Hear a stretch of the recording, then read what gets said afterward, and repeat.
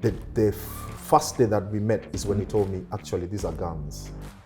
I want you to be storing these guns for us, and we'll be paying you a certain amount of money. I didn't have a good relationship with my father. I was those type of people that I threatened to kill my dad one day because he was trying to tell me, I think he knew what I was doing, trusting the process of life.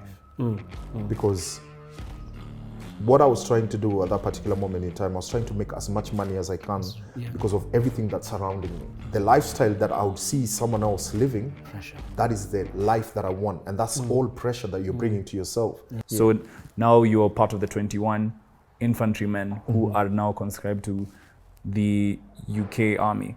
What was it like fighting for and being a military serviceman in the UK, but having, let's say, a Kenyan kind of mindset and a Kenyan experience? What was that experience like? And how did you relate with other, battalion members?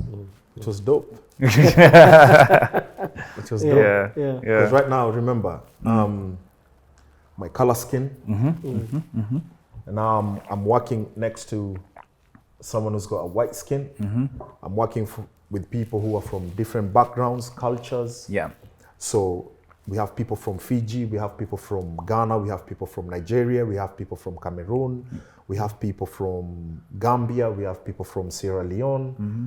But the beauty of it was we are all brothers, and we knew what we need to do to protect each other. Yeah. So when people would go to Iraq or Afghanistan, I've had people saying this a lot, that it's a black people who are normally taken to the front line, and then the white people are behind, which is not true completely. When we are out there, we are all the same. It doesn't matter what color you are, we are all the same. And the person who's fighting beside you, in front of you, behind you, and we take care of each other.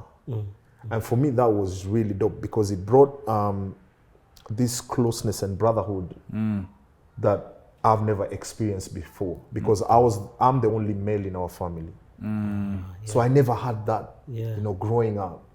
I didn't know what it's like to say to another man that I love you, bro. It never made sense to me. But during that environment, I knew I started feeling like, now I know why my white brother would tell me, I love you, bro. That's because when you go to a war zone, the bullet doesn't select who you are. Wow. The IED doesn't select whether you're white, black. It will hit you the same. That's insane. Do you know what? Typically, the echelon of masculinity is a soldier.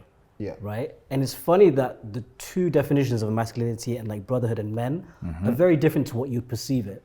You're saying the guys fighting, literally the men fighting in the trenches. They're in the trenches. Their bond is something that the civilians might find strange, saying, I love you, bro.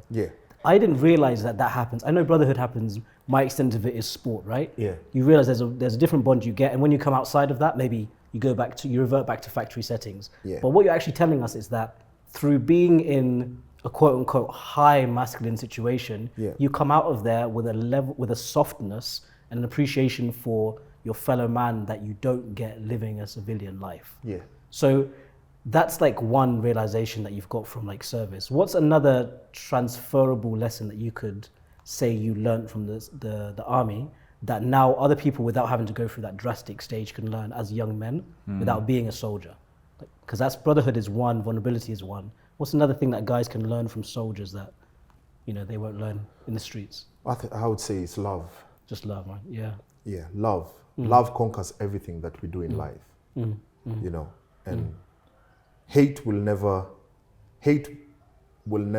take you anywhere in life, regardless of your situation, your position in life. But love will take you a long way. And the reason why I say that is because when you do something with love, your qualities as a person, they get to be seen. When you do something with hatred, so many things are covered up. That's so true. That will never be seen. Because people will look at you in this perception of you've created this thing around you, which is hatred, where everyone is bouncing off you. Where you're creating, if you create this bubble around you that is surrounded with love, you get to attract the right people in your life. Yeah. You know? Yeah. And now it's up to you as an individual now to know, okay, this is what I want to bring close to me, and this is what I don't want to bring close to me. Because love can create you and can make you create beautiful things out here, and at the same time, they can make you, and people would see you differently, because we are all born differently. The way I look at things is not the way you might look at things. So that's why I keep on saying this to people, that for me, my goal is not to be liked or to be loved. My goal is just to make sure that I'm doing the right things for other people who need to hear my voice. They know that there's always life in everything that we do, despite the challenges that we face. Wow. Wow. Yeah, that's incredible. It's insane to me that the person who has experienced the most war, the most hostility, is the one who prioritizes love and peace. Because I feel like love is a word that's associated with a lot of weakness, a lot of fragility. And as men, that is the polar opposite of what we are meant to express, especially as an African black man. We are trained to be hard, to be tough. But for you to say that one of the things that war taught you is the value of love and how it conquers all, is something that even me as a man, I'm shocked at. So the question I have to ask you is, how do you define love? How do I define love? That's because, first of all, it's because I've been to a war zone. Yeah. And I've seen the mass destruction of what a war zone can do to a human being. Yeah. You know, and if you look at the world right now, the people who make these decisions, where they sit, where do they normally sit? Behind their office. Exactly. Yeah. Behind their desks. Where are their families? Yeah. In good schools. What about people like us? We are also human beings. If I'm being told I'm going to do something for the right cause, and I've been told the truth about it, then I know that I'm doing this because of this, this, and this. But if I'm sent somewhere and I've been told this is why you're going here, and then after you come out of it, you don't see the meaning of why you were there in the first place, because you don't see the fruits, or you don't see the effort that you're putting in of why you were there in the first place. So how I define love is just making sure that, you know, that my heart is at peace. I don't want to bring anything to myself that I know is going to destroy me for the rest of my life. Fighting with war post-traumatic stress disorder alone is torturing me every single day. And when I'm alone, that is when I realize that everything that we do as individuals or as people in the society, what is the most valuable thing that we always want? Is peace. You know, but we can never be the same as human beings. That is just the way the script is written. Because if we were born and you have a script in front of you and you were told this is how your life is going to be in the next 10 years, 15, 20 years, as long as you're on this earth, life would never be interesting. But since we don't have that, that's why we find ourselves that where naturally there are going to be people who are going to be the way they are, as in bad people. And then you're going to find people who've passed through a journey of being a bad person and becoming someone important in the society, where they'll feel that they can change this other person. So for me, love is so deep, and it's hard for me to define. Yeah, for sure. It means many things. It means many things to a man like you. I have another question. Now, moving towards, now we've gone through the conscription and we've gone through your growth in the army. Now let's talk about the isolated incident. About your injury and the day your military service in essence came to an end. Could you walk us through that day and what happened? So that day, actually, the previous night, so what normally happens is, every time you're in Iraq or Afghanistan, before you go for any patrol, you'll be called in for a briefing. So they will tell you, this is your mission for tomorrow, this is what we want you to do, and this is where you're going to go. So I've been to so many briefings, and I've always been so relaxed. I've never had any problems, or like I'm thinking, I don't even think about the place where we are going, even after I've been told. But that day there was something completely off with me. Completely off. And I just, as soon as I sat in that room, the briefing room, I knew, you know, I just had that bad feeling within myself. I didn't actually sleep. I just took my Bible. So I had a Bible that the cover it's in a metal case. So I opened my Bible and I started reading. And I stayed like that the whole night. So our mission, I was in fire support group. So fire support group is a group in the battalion that are being specialized to deal with the heavy machineries available to us. So that includes armored vehicles. That includes things we do with the Javelin missile. That includes with things to do with the heaviest machine gun, which you cannot carry it, but it has to be mounted somewhere, either on the ground or on top of a vehicle. So when these other troops are going for patrol, we normally go to the highest peak. So you select the highest peak where you can watch all of them doing the patrols and doing everything. So just in case they get ambushed or they get attacked, we are the first people to counter counter those people, whether it's the Taliban or it's the Al-Qaeda. So I woke up that morning, I dressed up, and I went to the vehicle that I was driving. So I was driving a vehicle called, it's a Jackal vehicle. So this Jackal vehicle, how I can explain it is, you can see everyone. You can see me as the driver, you can see my commander, and you can see the gunner who's at the back. So it's open at the top. So on my left-hand side, there's my commander who's got the light machine gun mounted in front of him. At the back, we've got the heaviest machine gun now, which carries a 7.62 bullet. So it's very, very big.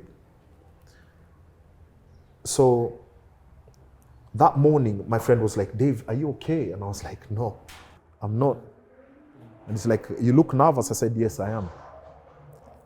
And I was nervous because from the previous night, my body wasn't just right. I just knew there was something bad that was going to happen that day, but I didn't know what time, and I didn't know whether it's going to be in the morning or in the afternoon or in the evening. So we left. We went to watch over the troops while they are conducting their patrols and everything, and the whole day was quiet, absolutely quiet. So I have a friend of mine who was at the back. About getting to 6:30 in the evening, he said he's bored and he needs some action. Oh, okay. That's what he said. Wow. And the minute he said that, me and my boss, we turned around and said to him, look, don't wish for something that we are not ready for.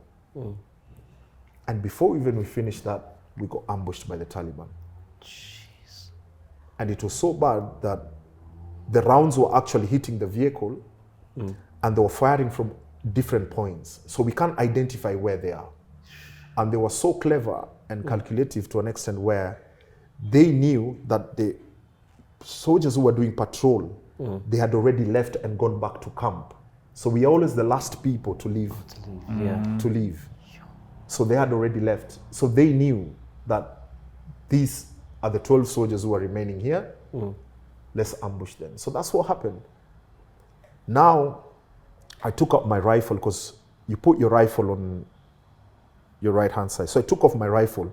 I was trying to identify where the firing points were, because you need to identify where these rounds are coming from before you return fire. Sorry, not to interrupt, but what time of the day was it? So it was getting dark. Yeah, it's like 6 p.m. Yeah, 6 p.m. there. So as I was doing that, there's a round that hit the aerial next to me. Because you know those vehicles, we have radios and stuff like that. So it hit the aerial and split it into two. And the aerial fell inside the vehicle. And that's when I knew, we are in for a firefight here. So I said to my boss, look. So my boss was trying to fire. I'm trying to identify the enemy. So I noticed there's something funny inside the vehicle. And that is the gun at the back was not being fired. Because when you fire that gun at the back, the vehicle normally shakes because it's so heavy. So when I looked over my shoulder, my friend had froze. You know, and that's something that normally happens to many soldiers when you're in a war zone. Your body just goes into shock. So I had to leave my driver's seat and jump to the back to try and shake him up and look, we need to get back to this. Because he's one of the best soldiers that I've ever worked with. And as soon as I got him back, he was straight away on top of it. And for some reason, he knew exactly where those rounds were coming from. Because he just turned the gun. Because you could turn the gun 360 and then you lock it and he started firing. But now, because the Taliban were overpowering us, my boss was like, we need to get onto the radio. We called the Americans because we used to work together. So they brought in air support. That air support is to distract them for us to extract that area. Yeah. So I just remember wearing my night visions on, because I don't know if you've watched movies where when it's dark, you see soldiers wearing night visions on and all you could see is green. You could see clear. So that's what I did. And my boss was like, we need to leave. So the same road that I passed in the morning is the same road that I got blown up. So I drove over something called an IED, improvised explosive device. And from there, I can't remember anything. I just found myself in hospital in the UK. Yo, it just black, wow. Yeah. Jesus. And the vivid, because I can see, so it's like a 2-hour gunfight, so it's like 6, 7, 8. So 8 p.m. is probably when you're turning back the road. These guys probably had intelligence regarding where you were in your location. So if that ID was that, do you think that ID was there in the morning? There are two things. The ID could have been there in the morning, but it would have shown when I was driving that place, I didn't actually drive over the battery pack properly. Because what they normally do is when they're putting these IDs, there's always a battery pack where if you put your weight on it, that's when it goes off. So that could be one. Two, it could be when we were still under fire, they would have gone there and planted those IEDs. When you go, for knowing that they've already distracted us, for them to do that. And it doesn't take long for them to do that. And for them, the Taliban and the Al-Qaeda, they are very, very clever. Because they know our routine. They know what kind of formation we patrol. They know how long it will take us from this point, from point A to point B. Because they watch over us. And the thing is that when you're out there, we normally, as the British, we normally have a card that you're normally given. So it has rules. So whereas if you're the Taliban and you have your weapon pointed against me, I'm allowed to take you out. But if you have your weapon and you've put it on the ground and I know you're a Taliban, I can't take you out. Jeez. I'm curious to know, like, okay, firstly, even the way you've described the story, I'm there. Like, it's incredible. So you said you woke up again and you're back in the UK. Yeah. Like, and you realize you've lost like your leg. I didn't lose it immediately. Okay, so how did the leg being lost happen? So what happened is my body was badly damaged. Okay. And when I woke up, the first thing that was in my mind was my memory being in Afghanistan. Okay. So I started fighting with the nurses, telling them, I need my weapon, I need to go back to the ground. Because my memory is we were in a fighting mode. Last time, yeah. So my leg was badly damaged. This is after how long? So the incidents in Afghanistan, what's the time lapse between 36 hours. Okay. That extraction was... Yeah. So when I woke up, my left-hand side was feeling, and my back I was not okay. 36 hours. And then the doctor said to me, we need to amputate your leg straight away. And I said, no, please kindly do whatever you can to save my leg. And I remember I had surgeries after surgeries after surgeries. and nothing was working for me. Yeah. So I just got to a point where I told them, you know what, you've tried everything, take it off. And that's because they had already shown me that I'll have different prosthetic legs where they would help me live a normal life. Right, right. Yeah, so that transition was really tough. And then that's the time now my war post-traumatic stress disorder was getting worse. Because I attempted suicide twice. Yeah. And all of them backfired. Yeah. Is this, so there's a lot to unpack here. Yeah. There's one thing I want to find out is about the recovery process, because you've gone from a fit, able man and now coming to terms with the fact that for the rest of my life, I'm going to be having one leg and a potential prosthetic one. There's that, and then afterwards I want to talk about the attempts you just mentioned. So do they link? Yeah, they link. Okay, so how's that process? That process was tough because they link, because I felt now like I'm from this fit and physically man, and now I'm useless. That was the feeling. Oh, okay. In a way that I have to tell people, please get me that. Please do this for me. Yeah. Please, can you drive me here? Please, can you take me somewhere where I just need to refresh and get everything out of my mind? And now I felt like now I'm a bother to the society. And I felt, if I'm going to be like this, why don't I just take on my own life? Wow. Where I can leave these people at peace and they don't have to think or care about me anymore. And this is, majority of the time, what was going through my mind was, remember that you can have problems in life, right? And you can go to ask for help over and over. But the more you continue asking for help, it turns into something now people will start saying, you're looking for sympathy because of your situation. You get? What was the support network? These people you're talking about at the moment, by the way, what was the support network that was you were asking things from, etc.? Like, who were these people? The support network then was, at that particular moment in time, I was married at that particular moment in time. Because I got married when I was young, with my childhood sweetheart. And then we ended up separating. That time, my daughter was there. And for me, I felt like I didn't want them to see the vulnerable side of me. Because I'm a soldier. I'm a professional soldier. You know, I'm in the British Army. One of the best armies in the world. And now I've turned into someone who's kind of begging for things to be done. Small things, You know, and that's why even in our normal daily lives right now, if you continue asking for help, it will get to a point, those people that you ask help from, they will start drifting away from you. You know? And deep down, it could be genuine help. And so those are the things that were going through my mind. And I said to myself, you know what? I don't want to be here anymore. I just want to take my own life. First, I jumped into my vehicle, drove on the motorway. I wanted to hit the bridge. And then because I was over speeding, cops blocked me and stopped me. The second time I took tablets with a bottle of gin. I finished the whole gin.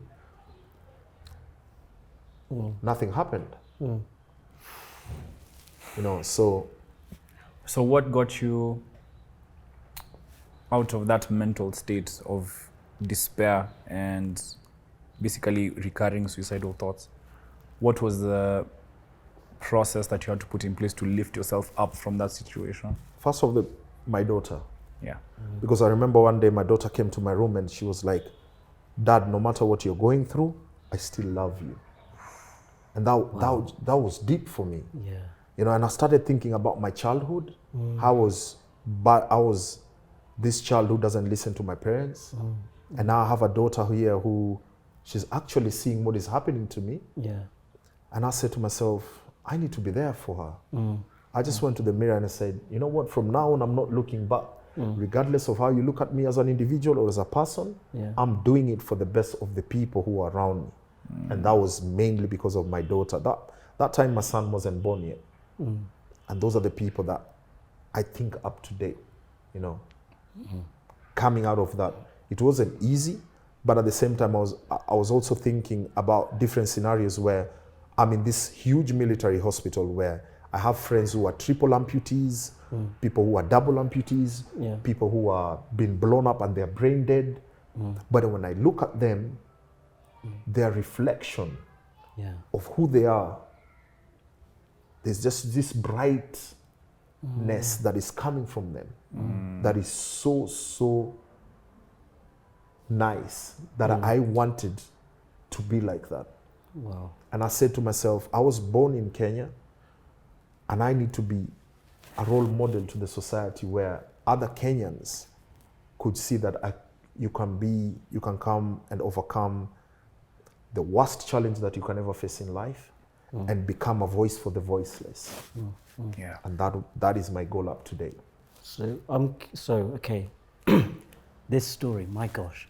So I want to consolidate the different parts of what you've told us today, right? So there's the young David, who's a football player, has to transition. And there's a bit of maybe resentment to what's happening in your life, which means the life of crime. And there's a David that goes to the army, he finds love, he's happy, he's at his pinnacle, he's fit, life is very good. Then the drastic thing happens. Then now there's a David that has a family and the trauma has made him get to the point that he's on the motorway. Through those 3 phases of your life, the transition that you've gone through, like what kind of person has that made you now as compared to the guy that used to play football? What are the main traits that because I feel like, in my opinion, every single journey, there's a purpose for people going through what they're going through. And I think your purpose at the moment now is, inspiring people. But what kind of person have you become through all of that adversity? Because as you said at the beginning, Oscar, like you've lived many lives. So what's been the reason, do you think, for that? I think right now I have humanity. Yeah. I never used to have humanity before. Wow.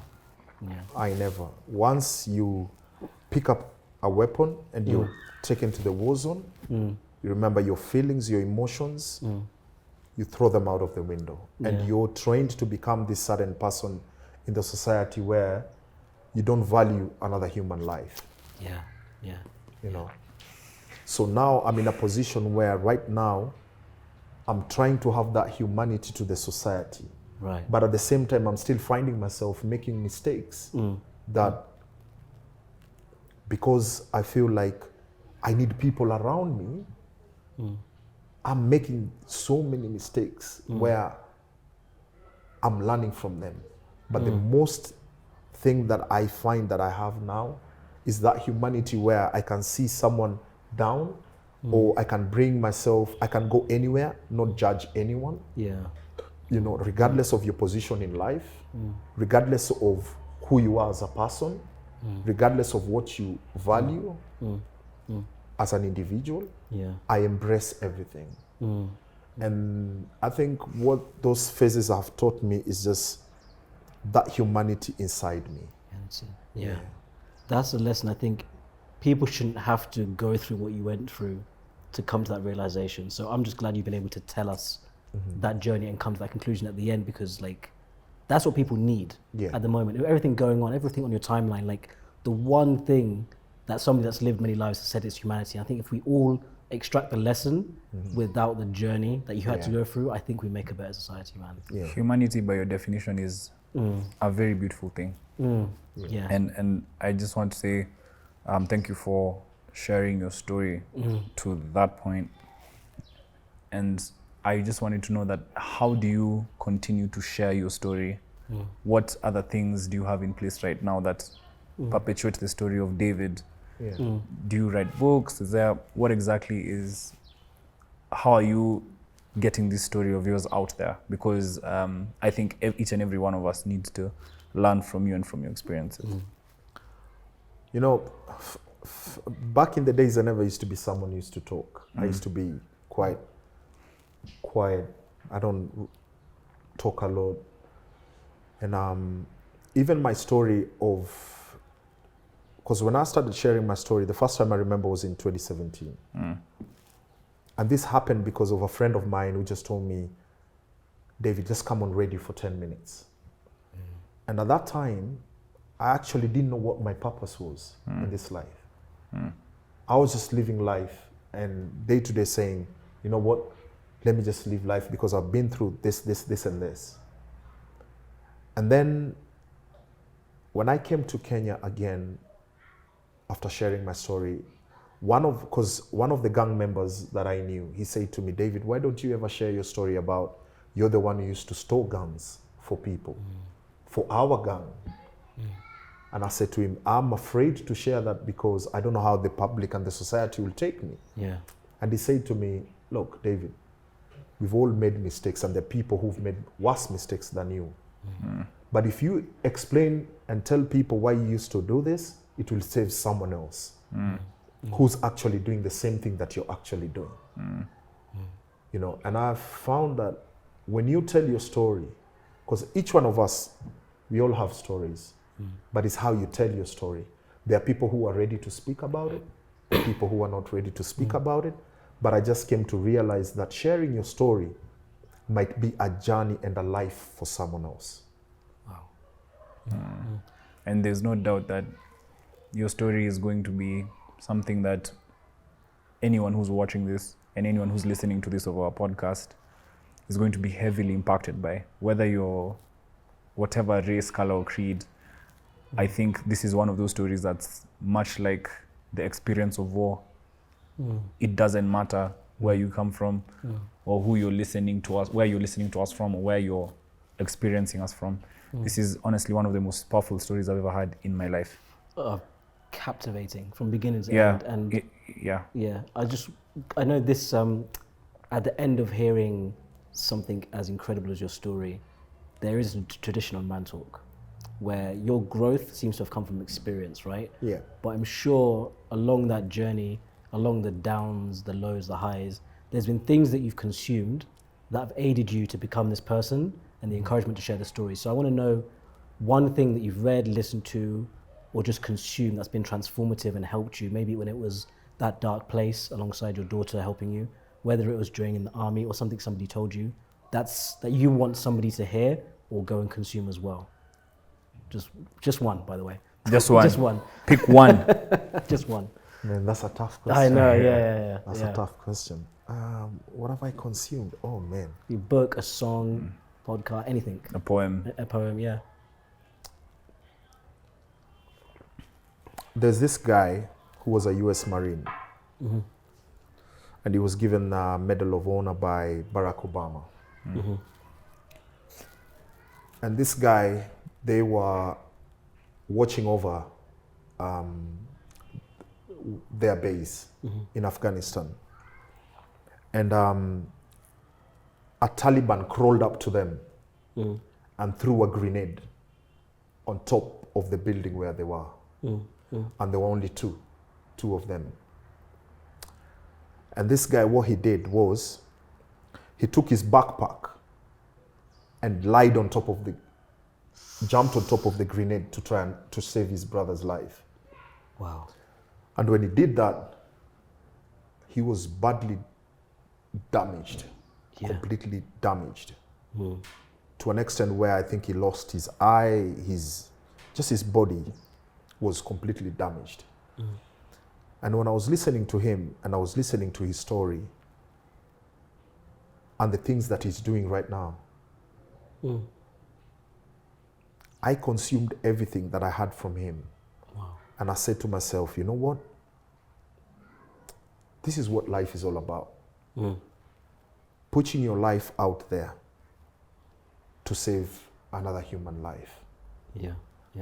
And for me, I said to myself, I'm going to put my story out there to save as many people as I can. And by doing it, I'm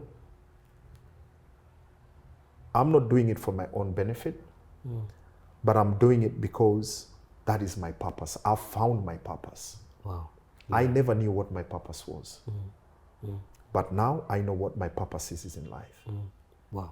You know? Yeah. And by consuming what this guy went through, to an extent where he couldn't actually even recognize his own family members, that just sank in deep with me.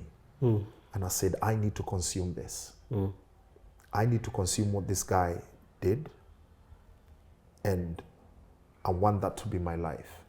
Every day that I step out of the house, I want to live with a happy smile. Despite me fighting demons every night, war, post-traumatic stress disorder, I will not let those things define the person that I'm supposed to be. Yeah. What was the name of that man? I've forgotten his name. But you can find it after, and we'll I'll find it after.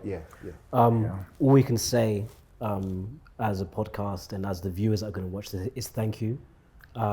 Please keep doing it. Please keep sharing the story, because I've learned. I'm sure people have learned as well, and the inspiration that's come from your journey is incredible. So, thank you first for taking the time to come here, sit on the chair, and I hope the guys listening and watching have enjoyed it too. Take a glass of water, take some breaths, and just digest what we've heard today, because it's been incredible. You are the embodiment of why we started this podcast.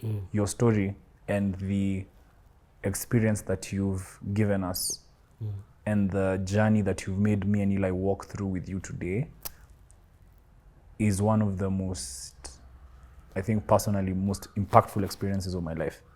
So thank you so much, David.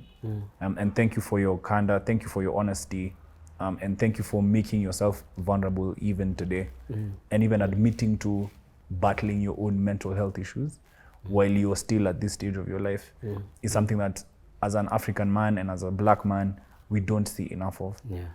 And I just want to thank you so much for taking the time and to give your flowers. And I hope that wherever you go and as you continue to tell your story, that the people who listen to you and hear you and experience you understand that they're going through something that is truly transformational.